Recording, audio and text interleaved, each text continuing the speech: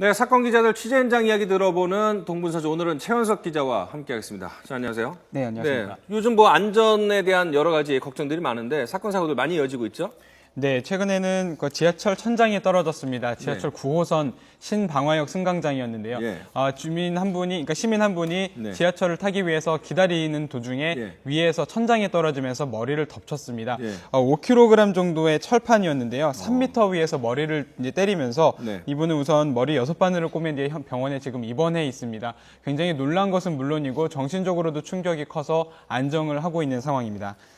근데 갑자기 사고가 나서 놀랐겠지만 또 철판이 5kg이면 상당히 무거운데 많이 다치셨다고 하는데 이제 상태도 안 좋다고 하는데 사고 원인은 나왔습니까? 네, 일단 지하철 회사 내부적으로는 원인 조사가 이루어진 상태입니다. 공식적으로 답변을 하지는 않았는데요. 일단 그 떨어진 철판 옆에 있었던 것을 보니까 통신 서비스 회사들의 모뎀이 2개 설치돼 있었는데요. 예. 그 설치를 하는 과정에서 위로 올라가기 위해서 그 철판을 열었던 흔적이 일부 보였습니다.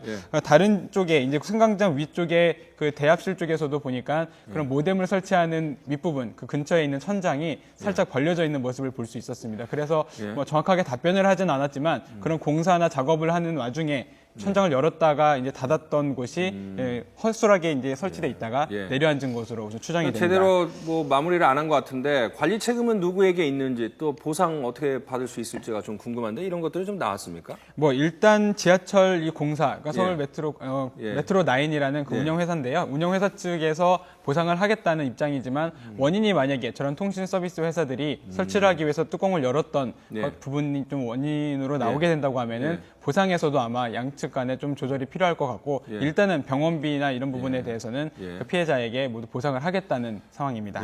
뭐 이렇게 예상치 못한 곳곳에서 특히 이제 공공장소에서 안전사고 같은 것이 나서 많이 걱정이 될 수밖에 없는데 특히 최근에는 이제 싱크홀 사고가 또 일어나서 가슴을 쓸어내게 하지 않았습니까? 예, 아마 다들 놀라셨을 텐데 설 연휴였죠. 20일이었는데요. 남녀 2명이 용산역 인근에 그 공사장을 지나다니다가 갑자기 이렇게 땅에 꺼지면서 속으로 이제 빠져들어가면서 다친 상황이었습니다. 뭐 이 사고는 저 화면 자체가 외신에도 보도가 될 정도로 굉장히 많이 화제가 됐는데요. 이곳이 주상복합단지 건설 현장 옆이다 보니까 사람들이 우선은 굉장히 놀라기도 했지만 저도 개인적으로는 그 버스와 지하철을 갈아타기 위해서 자주 이용하는 길이기 때문에 놀랐습니다.